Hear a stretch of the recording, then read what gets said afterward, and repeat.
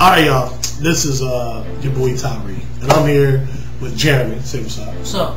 Alright, Jeremy's from Western Heights. He goes to Lifehouse West, and we are at a camp. And what we're going to talk about today, as you were told, is about 4 ways to find a good mentor. So we just gonna wing it. When it comes to mentors, you know, in the Bible, Joshua had Moses, Elijah had Elijah. So mentor is well. First, let's ask Jeremy if he knows what a mentor is. Jeremy, you know what a mentor is? It's somebody that helps you get or guide you through stuff. Okay, good. Someone that helps you, guides you through stuff, may possibly gets you to another level, get you to where you want to be at. All right, so we're going to talk about four ways to find a mentor, and I'm just going to bring it up, and I'm going to ask Jeremy if he has any input on this. So the first thing is you want to look for somebody with a good track record. Jeremy, why do you think it's good to find someone with a good track record to be your mentor? I think it's good because you don't want somebody that has a rough past or has the stuff bad that's going to try to get you on the wrong track. So you want to keep a person that has a good attitude, stuff like that. Okay, all right. How about this? How about if they had a rough past? How about if their right now is okay? Like having a rough past is okay as long as you learn from it and you're able to teach other people like what direction not to go into. Because we all have times that we probably made mistakes, right?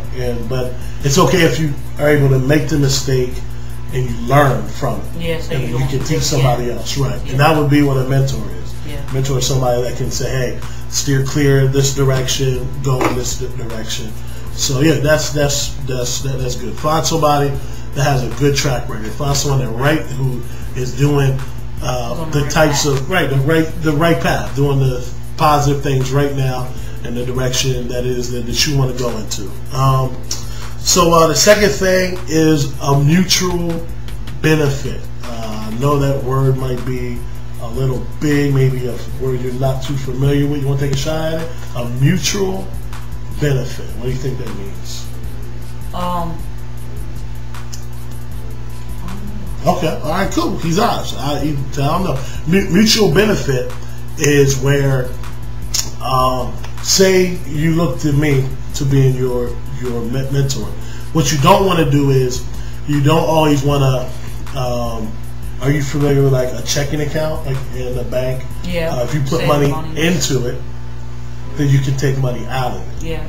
But if you don't put money into your account and you keep taking money out, what eventually is going to happen? You're going to get in debt. Yeah, you're going to get in debt. Right. Back. So the mutual benefit comes from when, usually with a mentor, like say in this case, you and I, you would be looking at me for information, but a mutual benefit would be to where I can also receive some stuff from you. So where you're not just taking exactly so where you're you stuff and you teach me yeah. So where like over a period of time we start learning from each other. Yeah. So it's not like one-sided to where you're like calling me all the time and texting me all the time and like you're like sucking the life out of me.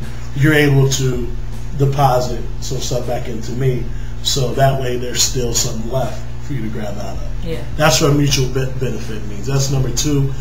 So we got the first one is to look for a good track record. Second thing is a mutual benefit part of it, to where both of you can grow from this experience. The third thing is an unforced relationship. Now, what do you want to take a stab at that one? An unforced relationship, if you and your mentor don't really get along that well, you should find a new one. Okay, all right, good. And that is a good point. If you and your mentor don't get along, it's probably best to find yourself someone you do get along with to make it more enjoyable, the experience. But unforced relationship, in this sense of the word, is to where if it doesn't seem to work out, don't try to make it happen. I'm sure you're young, even as older people, you find people that want to fit into a crowd so bad that it's so stinking obvious that they're not being themselves anymore. They're being irritable, and they're trying to force a friendship on somebody. Like you want to spend the night, please spend the night, please spend the night. And it's like, dude, back up. Yeah, it's like that. So, unforced relationship is just something that it just happens. You know, just we like the same things. We're hanging out. Hey, you and I can have this relationship because it just happened that way. It's not a forced thing. Good.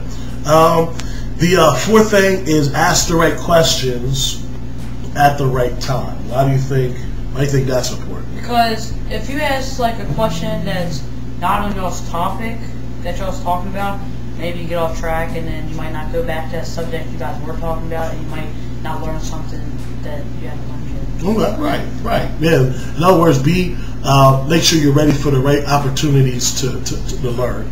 Up here at this camp, we were learning a lot of things. A lot of guys were goofing off, not paying attention, but some really good information was going on during this week.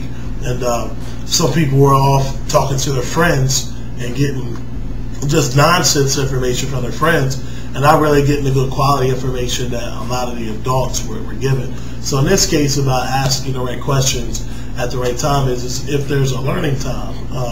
Like you and I, we were talking about some things, and you were asking me, hey, did you do this? You do that? Da da da. And that's like the right questions at the right time. Like especially if we're on that topic. Yeah, because we were on that topic. Not saying you can never ask a question that's off topic, but try to make them the other person uncomfortable. Yeah, and like try to keep them to a minimum. It's awesome. Like if you're playing, if you're involved in something like a rope course, the mentor, if he's a good mentor, would talk about things like teamwork and things like that. He wouldn't go off a topic. He would try to keep it on topic, so that way you can try to learn the best that you can. All right. Be a video. Come over, sit on. All right. We had somebody else step in. All right. So this is Tyree. This is my man Jeremy right here, and we're out. We're signing off. You want to give a shout out to anybody? Let me get a shout out to all you guys on YouTube. You're addicts.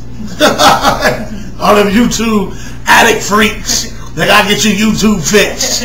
Alright. We can shout out Western Heights. Yeah, let me get a shout out to my math teacher, Miss Malcolm, and my other favorite teacher, Mr. Rollins. Alright, okay. We'll let you go sign out. Peace, you sons. Bye.